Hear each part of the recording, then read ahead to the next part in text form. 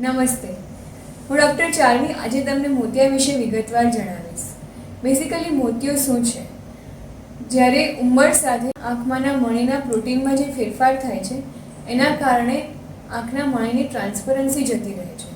તેના કારણે દૂરની દ્રષ્ટિ ધીરે ધીરે ઓછી થતી જાય છે અને મોતિયો કહેવાય છે. કે 50 વર્ષથી મોટી ઉંમરના દર્દીઓને જ્યારે દૂરની દ્રષ્ટિ ઓછી થતી જાય ત્યારે તરત જ આંખના સર્જનનો સંપર્ક કરવો જોઈએ. ઘણી વખત ગામડાના લોકોમાં આ અવેરનેસ હોતી નથી. એ લોકો આંખમાં મોતિયો પાકી જાય ને વેરાઈ જાય ત્યાં સુધી ડૉક્ટર પાસે આવતા નથી. મોતિયો પાકીને વેરાઈ જાય તો વધારે કોમ્પ્લિકેટેડ થઈ જાય છે, ત્યાં સુધી રાહ જોવી નહીં.